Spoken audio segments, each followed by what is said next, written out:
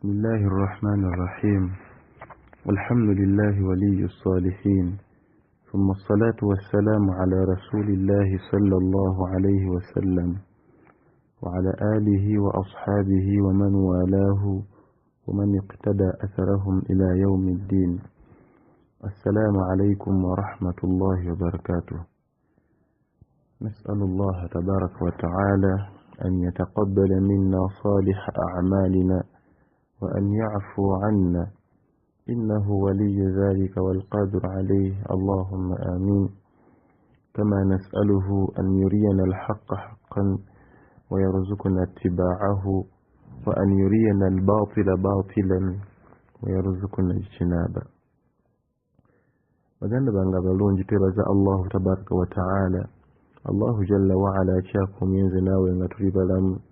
Tumusaba okusaasira ebengera n'emirembe ku mubaka Muhammadin sallallahu alayhi wa sallam wa ala alihi n'abantu b'omu nnyumba ye wa ashabihi n'abamugoberera bonna ila yawmi ddin, okutuusiza ddala olunaku lw'enkomerero. Tumusaba Allahu tabaraka wa ta'ala atukuumire ebyengera byatuwadde, nga mu byengera byatuwadde kikyasinze ebbeeyi kyekyengero ekyokubeera nti nahnu muslimiina, tuli abasiraamu. Bangi batakiwadde ate bagenda kujja mu maaso ga Allah subhanahu wa ta'ala n'ebirala bingi byatagenda kukkiriza.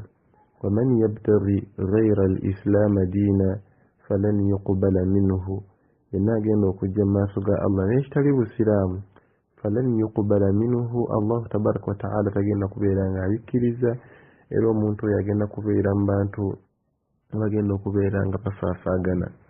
Tumusaba Allahu tabaraka wa ta'ala atukuumire ku busiraamu, atuwe okumutya, tubeere nga tutuuka okujjululwa okuva mu mamuno obw'ensi nga tuli abaddu basiimye. Tumusaba era Allahu tabaraka wa ta'ala abeere nga atusonyiwa, an yaghfira lana wa an ya'fu anna, abeere nga atusonyiwa bye tuba tumusobezza min adh-dhunub ma dhahara minha wa ma batan, ma qasadna minha wa ma akhta'na minha, amazambi getubeera tumusobezza mugo, agalabika agatalabika, getugenderera mugo ne getuba tuseeredde obuseerezi. innahu waliyu dhalik walqadiru alayhi, allahumma amin. Baganda bange abalungi, olwaleero biidhnillahi tabaraka wa ta'ala tugenda kwejjukizaayo ku nsonga 5 insha allahu tabaraka wa ta'ala. awalan mujja kunsonyiwa nimubaddemuuko senyiga andi bubi, insha allahu ta'ala mujja kungumiikiriza n'eddoboozi munaaba muliwulidde biidhnillahi tabaraka wa ta'ala.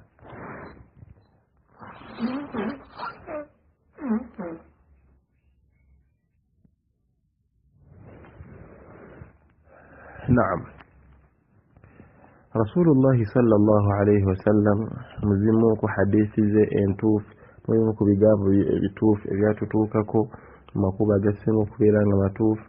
Yatutegeeza n'atugamba nti yawma al-qiyama ng'enaatera okubeera nga etuuka, Allah subhanahu wa ta'ala agenda kubeera nga agezesa abaddu be ne al-fitan, ebikemo ebyenjawulo ebigenda okubeera nga byolekera eri abantu. Fitani nyingi nnyo zigenda okubeera nga zoolekera eri abantu. Natutegeeza n'atugamba nti kasita mulirabanga al-fitan tatakaatar, ebikemo biyitiridde mu bantu, mukimanye nti nno iqtarabati saa, mukimanye nti olunaku lw'enkomerero lumaze okubeera nga lutuukawo. Fitina ey'okubeera nga amazambi gayitiridde, fitan ez'okubeera nga enkuba tekyatonnya ey'emikisa, fitan okubeera nga ebintu ebirigharibu bibeerawo mu bantu, kugamba ebintu eby'entiisa ebitategeerekeka, abantu okubeera nga bazaala ebintu ebitategeerekeka, ettaka okubeera nga libumbulukukira abantu okuviira ddala ku ddiini ne beeyisiza ddala nga al-hayawaanaat, nga bw'olaba ebisolo n'okusingawo ebisolo. Nabi Muhammad sallallahu alayhi wa sallam yatutegeeza nti fi akhiri zaman, ng'omulembe gunaatera yani yawmul qiyama naatera okubeera nga ebeerawo, al-fitanu tatakaatar, ebikemo bigenda kubeera nga biyitirira mu bantu, ng'olaba abantu buli omu awangaala mpangaala eri wahshiya, eri wild, buli omu akola kyawulira nga ayagala, tekyali ddiini mu bantu, abantu Allah subhanahu wa ta'ala nga bamusuula dda mu busero bakola bonga nabo bye baagala. mu hadisi emu nabi Muhammad sallallahu alayhi wasallam agamba nti tu'radu alfitan ala alqulub yawma alqiyama yatira okutuuka tu'radu alfitan ala alqulub 'udan ebikemo bigenda kwolekezebwa eri abantu 'udan step by step, kino kivaawo kiri kijja, kino kivaawo kino kijja, kiri kivaawo kino kijja. Era ng'abantu abali bakoze ebikemo ebyo ne babikkiriza ne babya adoptinga, ekikemo ky'obwenzi ne kijja n'akibwamu, ekikemo ky'obubbi ne kijja n'akibwamu, obulimba ne bujja n'abubwamu, okugeya ne kujja n'akugwamu. wama ila dhalika min adh-dhunub, kubanga amazambi gonna fitan. Waliwo fitnatul mal, fitna ey'essente, abantu okunoonya essente bazinoonya mu bubi ne mu bulungi, eyo fitna eri awo.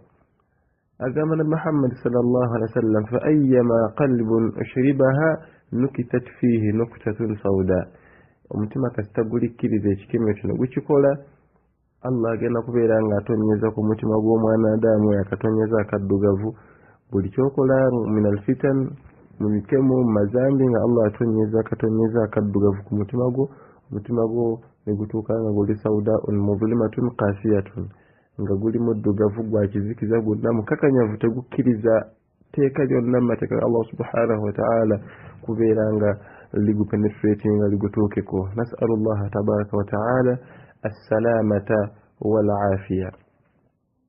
Era nabi Muhammad sallallahu alayhi wasallam nabeera nga yatuwa solutions ez'enjawulo, nabeera nga yatuwa solutions ez'enjawulo zitulina okubeera nga twenywezaako, oba oliawo tuleme kubeera nga tuseerera, natugamba tubeere nga twekwata ku muguwa omunywevu, tubeere nga twekwata ku muguwa omunywevu ogutasobola twekwata okututambulira okwo mpaka Allah subhanahu wa ta'ala lwali tutuusa okubeera nga atujjulula.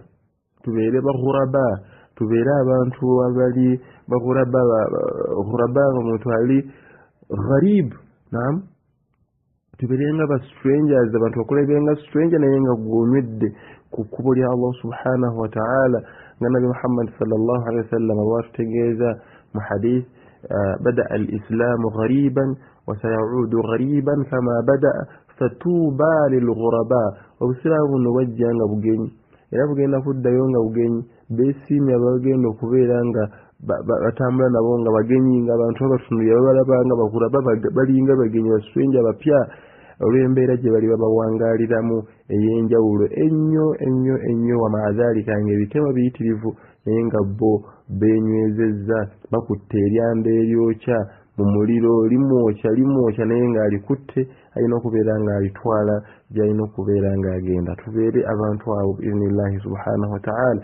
Ebyo byonna Rasulullahi sallallahu alaihi wasallam yabitunnyonnyola, yabitubuulira nti fi akhiri zaman, nga yawmal qiyama inaatera okubeera ng'etuuka omulimu gugenda kuggwawo, Allah azindiko ensi ye, ebyo byonna bijja kubeera nga bibeerawo. Nabi Muhammad sallallahu alaihi wasallam ngabeera nga tugamba nti alaikum bisunnati wa sunnati al-khulafa ar-rashidin al-mahdiyina min ba'di.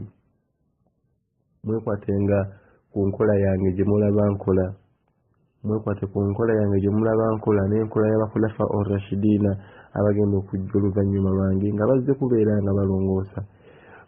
Ewalala Nabi Muhammad sallallahu alaihi wasallam yatugamba nti taraktu fiikum, mbalekedde ma in tamassaktum bihi lan tadillu abada, munaabeera nga mukyenywezezzaako ebikemeno ebinaabeera bitya, lan tadillu abada, temugenda kubeera nga mubula abadan al-abad, aw kama qala rasul sallallahu alayhi wasallam.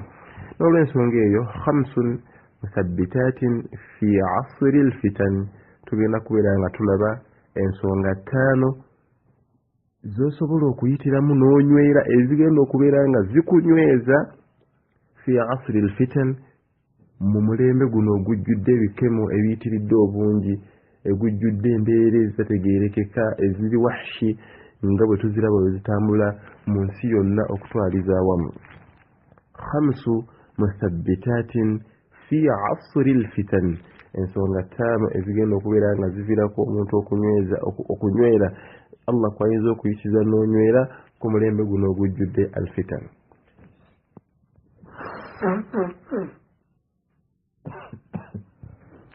Esooka alquranul karim, okubeera nga twekwata ku kitaabullahi subhanahu wa ta'ala, ekitabo kya Allahu jalla wa ala, okubeera nga tukyenywezaako ne tukiruma n'amagego. Naam, okubeera nga twekwata ku Qur'an ne tugiruma n'amagego.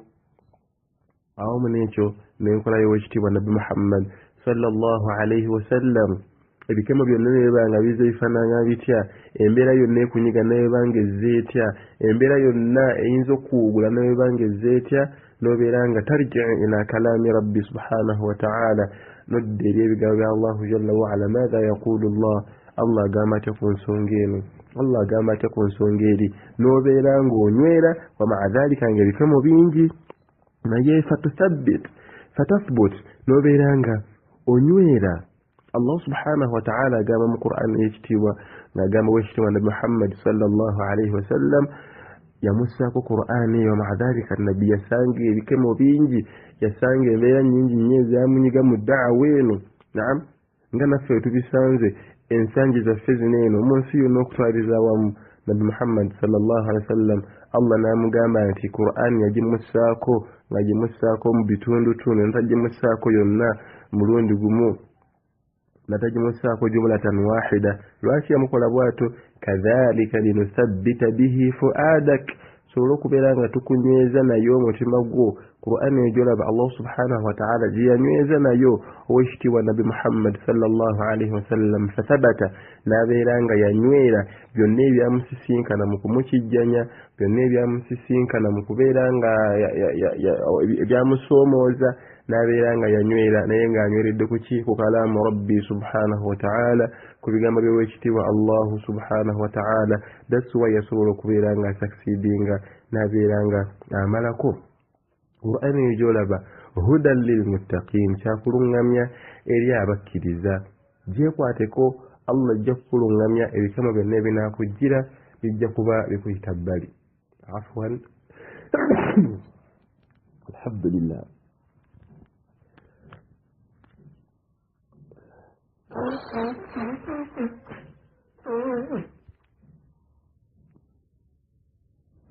Afwan ya ikhwani, musenyiga nabagambye ku butandikwa nti andi bubi tugambye nti Qur'an bw'obanga ogyekutteko yusabbituk, ekunyweza ku kkubo eggolokofu, nga bw'olaba Allah solution lye wa Rasulullahi sallallahu alayhi wa sallam kubeera nga yenyweza ku Qur'an. Kadhalika linuthabbita bihi fuadak warattalnahu tartila.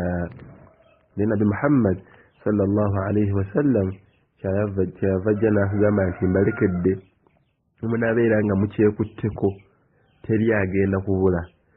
Balekedde munaabeera nga mukyekutteko, mahma shtaddat alfitan, ebikemo ebigezo n'ebiyitirira mu nsi muno, obwavu ne bukuluma bufaanana butya, embeera naye kufaananako etya, ng'egenda kujja mu busiraamu, okutuuka kuva mu busiraamu, nga kino onaaba okyekutteko, lan tadillu, tojja kusobola kubula, ojja kusigala ng'oli thabit, ojja kusigala ng'oli thabit, onyweredde ku Qur'ani y'ekitiibwa Allah subhanahu wa ta'ala, ku bigambo bya Allahu jalla wa ala. Binyweza emitima, yemmere y'emitima gyaffe. Obanga ogiwadde omutima oguwadde ebyokulabya byagwo, guyina kubeera nga gunywera, guyina kubeera nga gusabata.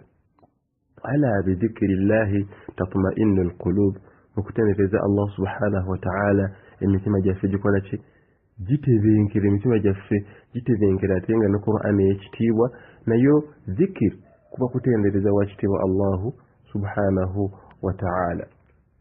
Okusoma Qur'an obeera otendereza Allahu tabaraka wa ta'ala. Allah yatutegeeza mu Qur'an nti wa anzalna alayka dhikra, aya wabwe tubegamba njerabiddemu amatini gayo, nga Allah subhanahu wa ta'ala yatutegeeza nti yasafu Allah ku Nabi Muhammad sallallahu alayhi wa sallam Qur'an yagiita azzikir, kutendereza Allah tabaraka wa ta'ala. Eyo y'ensonga esooka. Omulembe gufu gwono, omulembe gwaffe mwononefu, omulembe gwe tuliko mufu nnyo, omulembe gwe tuliko Allahu almusta'an, ebizibu bingi nnyo ebiguliko. Tunaanywera tutya ensonga esooka?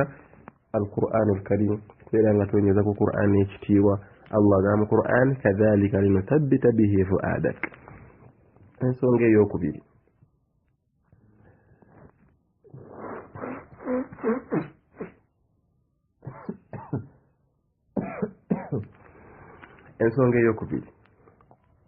qira'atu as-siratu wa qisasul anbiya okubeera nga tusoma as-siyar ebyafaayo by'abaatukulembera abalongoofu wa qisasul anbiya'i n'ebyafaayo by'abannabbi abaakulembera baawangaala batya baayita batya mu mbeera zonna ez'abatuukako ne basobola okubeera nga banywera ne basobola okubeera nga bawangula Allah n'abeera nga abasiima basahaba basobola batya okubeera nga bayita mu mbeera gye baayitamu yali ey'akazigizigi ennyo ate ne batuuka okubeera nga bafuna ekitiibwa eky'amaanyi ennyo mu maaso ga Allah n'abeera nga yabogerako mu Qur'ani nti radiyallahu anhum wa radu anhu.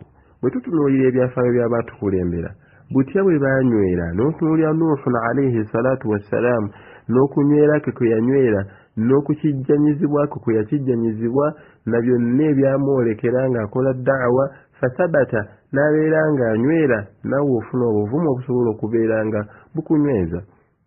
Tunuulira Yusufu alayhi salaatu wassalaam na biki bye yayitamu min kaidi nisa mu nkwe z'abakyala ezaali zimufuukidde ekizibu n'atuuka okubeera ng'asaba Allah subhanahu wa ta'ala amugamba nti ya Allah assijinu okunsiba mu butuufu kyekisinga okusingwa min kaidihun okusinga enkwe z'abantu bano.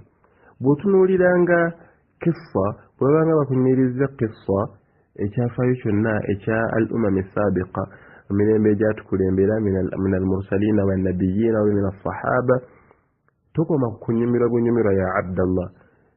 Tunuulira mujjamu istambit beera ng'ojjamu ebyokuyiga naawe byosobola okubeera ng'oteeka mu bulamu bwe bisobola okunyweza nga bwe baakola ki nga bwe baanywera okunyweza nga bwe baakola ki nga bwe baanywera kubanga ibaru nnyingi nnyo ezirimu ebyokuyiga bingi nnyo ebirimu osoma Yusufu alayhi salaatu wassalaam obugumiikiriza bwe yalaga bw'obeera ng'oli mu mbeera ya bwavu ng'obwavu bukuli bubi oli munyomoofu butunuulira Yusufu alayhi salaatu wassalaam obulamu bwe bwawangala butya yasooka kubeera mu mbeera ya ssanyu taata amwagala abawangala batya n'addamu n'abeera mu mbeera nga yaki nga yakazigizigi kumusuula mu luzzi baagala abeere ng'afa katumanya nti obulamu bwonna sibulina kuba nti bulina kubeera flat olina kutambulira kaweweevu bulina okubaamu okunyigirizibwa ebyo byonna byonna omanya nti bulamu bulimu okunyigirizibwa sijja genda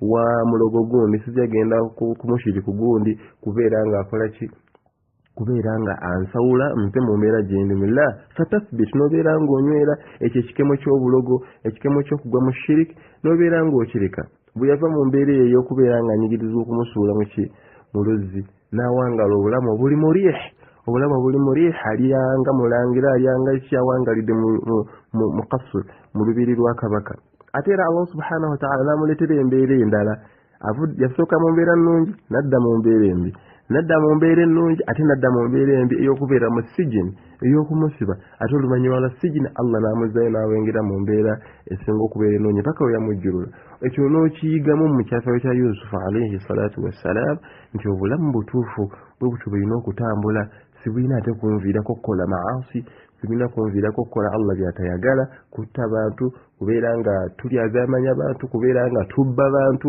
olw'okuba nti onoonya obugaggala ebyo byonna byekutaasiza hadhihi alfitan Yusufu alayhi salatu wassalaam naye ekikemo ky'abakyala kyamugira yakisomoka atya bannabi ba Allah subhanahu wa ta'ala bangi Allah ayinza okukuleetera ekikemo nga kya bulwadde obulwadde ne bubeera nga bukunyiinyiitiddeko obulwadde tebukuviirako okugenda mu shiriki ya Abdallah tebukuviirako okugenda mu nsaasi ya Amatallah la tunuulira nabbi Ayuba alayhi salatu wassalaam wama asabahu min fitnati almarad nekyamutuukako ku kikemo ky'obulwadde yalwala afwan yalwala obulwadde obwatuuka okumuluma yenna n'afuuka nga takyategeereka nabi wa Allah subhanahu wa ta'ala alayhi salatu wassalaam naye fasabara n'abeera nga yagumiikiriza kati obulwadde obukutuuseeko tebunnaba kutuuka kuba nabbi Ayub alayhi salatu wassalam yatuuka okuwanjaga eri Allah subhanahu wa ta'ala agamba ya rab inni massani ad-durr wa anta arhamur rahimin. owulidde nabbi okutuuka okoola edduwa eyo kiba kigenze wala nnyo badduwa Allah subhanahu wa ta'ala tonnalwala bulwadde bukutuusa ku mbeera eyo isbir gumiikiriza ne fitina eyo ey'obulwadde gy'olimu manye nti Allah bw'atyo bwageze. Allah akugerera abaana bo bafa tonnafunayo kabbebi koozaalako ekafa eyo muganda wange nga yalina embeera eyo walakin sabarat n'abeera nga yagumiikiriza Allah n'abeera nga amuweza adde dduni. Ayyuba alayhi salatu wassalam Allah yamutwalako abaana be bonna abeera nga yabamuggyako naye tekiina kyekyamwongera okuggyako bukkiriza tekiina kyekyamukendeezaako okuggyako okuleka ebyo Allah subhanahu wa ta'ala okuggyako okubeera nga yalekayo ebyo ebinyiza Allah subhanahu wa ta'ala n'ayongera okubeera nga anywera.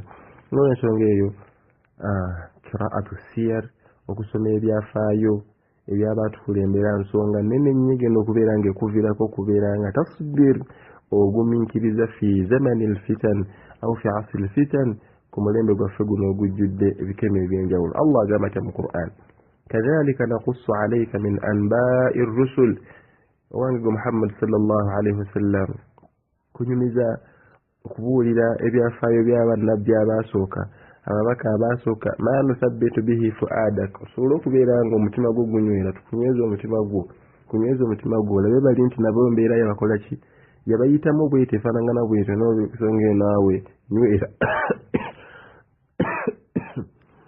naawe beera ng'onywera bitegeka bulungi baganda bawe balungi.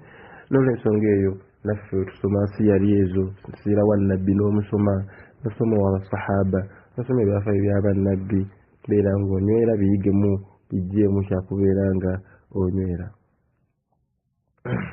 Ensonga eyokusatu nga nayo gye ngenda okukomako insha Allah kadde kankuttemu endala insha Allah tujja kubeera nga tugiraba mulundi oguddako oba nja kuziyitamu mu samari kanfunze insha Allah.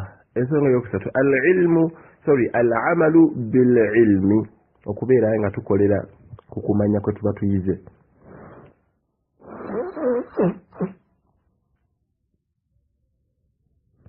Okubeera nga tukolera ku biki bye tuba tuyize eyo nsonga nnene nnyo ekuviirako okubeera nga tathbit onywera mu kyasa kino oba ku mulembe guno ogusembayo ogujjudde ebikeme eby'enjawulo okubeera ng'onywerera ku bikusomesebwa. Bingi nnyo batusomesa mu groups zaffe zino eza WhatsApp, bingi nnyo basomesa mu ddarasa zetuwangaaliramu zetutambulamu, bingi nnyo ebisomesebwa mu masajid, bingi nnyo ebisomesebwa bonna babeera bakusomesereza kyonna kyaba bakusomeseza kasita okiteeka mu nkola manya nti oli ku kkubo lye erikutwala ku kunywera kubeera ng'ova ku zamani alfitan ku bikeme ebyenjawulo.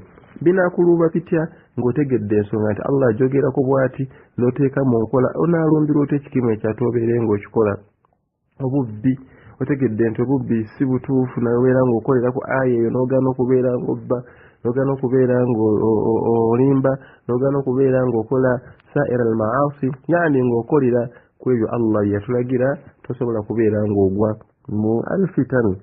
That's why Allah subhanahu wa ta'ala yatugamba mu Qur'an ekitiibwa nga tonnakola kira kyonna fa'alam sooka omanye annahu la ilaha illa Allah kimazima ddala tewali kisinzibwa mu butuufu okuggyako Allahu tabaraka wa ta'ala obeere nga otegeera obusiraamu bwo obusoma obutegeere then obeere ng'oteeka mu nkola kyosoma ky'oteeka mu nkola ojja kubeera ng'onywera obusiraamu buno ebikemo n'ebinajja bitya ojja kusobola okubeera nga tathbut onywera n'eryanda eryo eryokya mu ngalo olituuse gye ligenda yadde likwokya litya ogaa naye nnyina okulituusa n'onywera onaanywerera ku ki ku kumanya. Omuntu onaawona otya ebikemo nga tomanyi sooka okyebuuzeemu onaawona otya ebikemo nga tomanyi onaawona otya ekikemo kaza wa kaza nga tomanyi nti obwa haraamu bwakyo na bwa halaali bwakyo. Ekintu kiyinza okubeera nga kiri halaali kiri haramu nga tokimanyi olina kusooka kumanya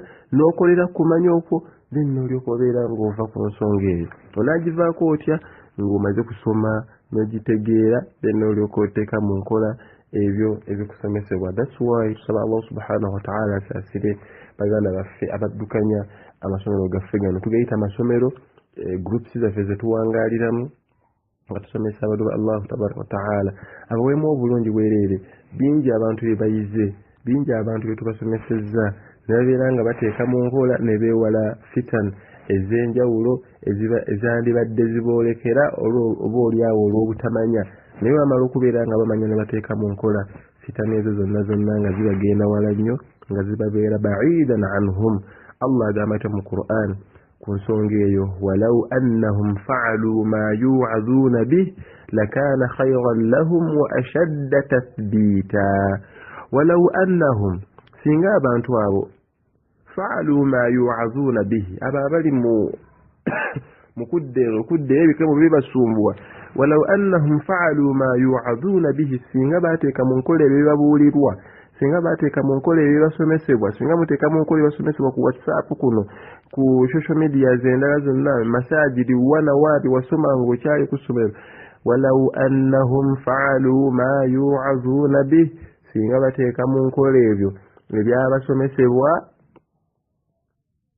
lakana khayran lahum kyekyandibadde kisinga obulungi gyeri kijja kuba kirungi gye bali wa ashadda tathbita era nsonga nnene nnyo okubeera ng'ebanyweza fitan ez'enjawulo okubeera nga tezibasembera bajja kubeera faamu bulungi nnyo di law annahum fa'alu ma yu'aduna bih singa bakola ebyo Allah subhanahu wa ta'ala byeyalagira okubeera nga bakola lakana khayran lahum kyandibadde kirungi gye bali kijja okubabeerera ekirungi gye bali wa ashadda tathbita ate kijja kubeera nga kibanyweza ku sirata almustaqim kijja kubeera nga kibanyweza ku kkubo lya Allahu tabaraka wa ta'ala babeere nga bawona ebikemo ebyenjawulo ebyandibadde obonjaawo biboolekera bitegekese bulungi i'malu mubeere nga mukola ebasomesebwa baganda bange balungi ebikemo mujja kubeera nga mubiwona anti kijja kujja ng'okimanyi nti kino kiri haramu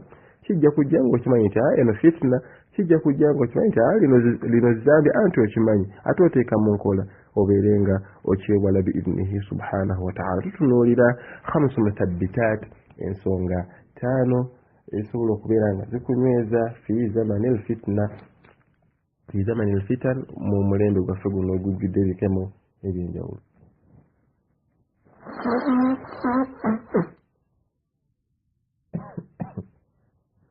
Afwan ya ikhwani ensonga eyokuna addu'a okubeera nga tusaba Allahu subhanahu wa ta'ala okubeera nga tuyitiriza okusaba Allahu jalla wa ala atunyweze bannange obuyinza obunyweza omuntu Allah yabwesigaliza Allah yabulina yekka Allah okunyweza ku ddiini yo si magezi go wabula ye yasalawo okubeera nga akinyweza kubanga bangi bawugula nabeera nga bava ku kkubo lya Allah subhanahu wa ta'ala ate ng'ekibawugula kiki fitana ez'enjawulo zebaba bakola Allah n'abatwalira gye baba bagenze kati gwe okumusabaako asobola okubeera nga akunyweza ku kkubo eggolokofu ng'osaba Allah subhanahu wa ta'ala nga bw'olaba rasulullahi sallallahu alaihi wasallam bwe yayitirizanga ennyo edduwa ng'asaba Allah abeere nga amunyweza ku ddiini ye ne kubeera nga amugondera ne kubeera nga amutaasa fitana ez'enjawulo.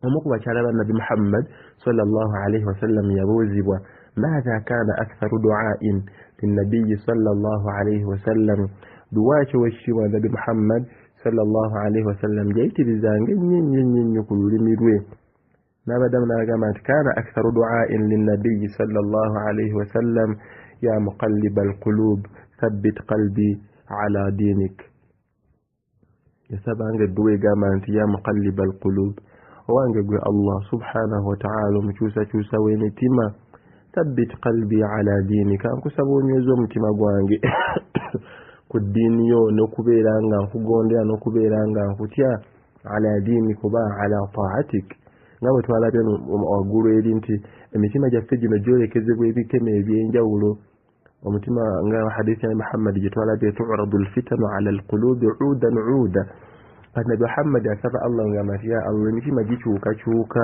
kubanga omutima gwaweebwa erinnya ery'omutima summiya alqalbu qalban litaqallubihi kubanga gukyukakyuka ewe ne gukola ne gubeera mu mbeera eno ne gubeera mu mbeera eno ne gubeera mu mbeera eno. That's why olaba Nabi Muhammad yatuuka okusoma hadith oba okutubira hadith egamba nti yusbihu arrajulu mu'minan wa yumsi kafiran, omuddu asobola obbokeeza ku makya nga mukkiriza, wa yumsi kafiran, n'abuwungeeza nga kafiru mukafiiri, omutima gukyuse guvudde mu mbeera eno guzze mu ndala. Kati rasulullahi sallallahu alaihi wasallam n'abeera nga ayitiriza okusaba nnyo Allah tabaraka wa ta'ala anyweze omutima gwe ku ddiini ye. Eyo edduwa gye yasinga okubeera ng'asaba ennyo Allah, teyamuvanga ku lulimi. Era baamubuuza rasulullahi sallallahu alaihi wasallam, lwaki oyitiriza edduwa eyo ku lulimi, lwaki ogisoma nnyo, ya muqalliba alqulub thabbit qalbi ala diinik. N'abanyolo n'abagamba nti ma min qalbin illa bayna usbu'ayn min asabi'i arrahman in sha'a aqamahu wa in sha'a azagh. Teri mutima nagumu okukyako nga guli mu ngalo z'Oweekitiibwa Allahu tabaraka wa ta'ala, kwayagala gukuuma naguteeka ku sirata almustaqim ng'omusabi. Wa in sha'a azagh, wabanga tomusabye n'aguleka ne gubeera nga guzalla guseerera nagugwa gye gugenda okukola ki, gye gugwa. Ate nga gugenda okugwa ng'era byokoze biyitirivu obungi, Allah n'akutwalira eyo. Allah ga mu Qur'an, falamma azaghu azagha Allahu qulubahum, bwe baamala okubula Allah n'abeera nga abatwalira eyo. Kalla barrana ala qulubihim ma kanu yaksibun, Allah yateeka envumbo ku mitima gyabwe, ma kanu yaksibun, olw'ebyo bye baalinga bakola. Tusaba Allah subhanahu wa ta'ala salamata wal afiyata. Oli nsenga okuyitiriza dduwa, olaba rasulullah ayitiriza okusaba edduwa eyo. Fama baluna nahnu, ate ffe abasiiba balaba bino, abasiiba balaba biri, embeera gye tuwangira abantu batambula bwereere, abantu kugamba fitna mpitirivu nnyo. Tunanywera tutya nga tusabye Allahu tabaraka wa ta'ala abeere nga atunywereza ku ddiini ye, tulina okubeera nga tuseerera. Ensonga ey'okutaano, rifqatu salihin, okubeera nga tukwana emikwano emirongoofu. Okubeera nga tukwana emikwano emirongoofu giyambirako ddala omuntu okubeera nga yathbut anywera ku sirata almustaqim, kubanga muba mukubirizangana okukola obulungi. Mubeera nga mukola emiteeka mu nkola etteeka lya Allah subhanahu wa ta'ala ligamba nti watawasaw bilhaqqi watawasaw bissabr, mulamirigana okukola obulungi n'okugumiikiriza. Ebyo byonna ebigenda okubeera nga bibatuukako. Onaatuuka otya ku mbeera eyo nga olina omukwano omulongoofu, olina omukwano omulungi, so si omukwano omukyamu. Omukwano omukyamu genda kukulaga bintu birala, ate yawmal qiyama mufuuke ekizibu, otandika okukaaya n'oleka nodda eno odda eri, ya laitani ittakhadhtu ma'a rasuli sabila, ya wailata laitani lam attakhidh fulanan khalila, singa saafuula gundi mukwano gwange. Naye omukwano omulungi gugenda kubeera nga gukunyweza ku ddiini ya Allah, kwejjukanya amateeka ga Allah subhanahu wa ta'ala. Allah gamba mu Qur'an, wasbir nafsaka ma'a alladhina yad'una rabbahum bilghadati wal 'ashi, kumiikiriza wenywereze kwabo abatendereza Allah waabwe omulungi ku makya n'akawungeezi, nga banoonya Allah kubeera nga abakola ki, abasiima. Mujja kubeera nga muwangayira mu mbeera esinga okubeera nga nnungi. Sijja kususaako baganda bange ab'ebbeeyi abalungi, tubagala nnyo lillahi tabaraka wa ta'ala. Allah batukuumire.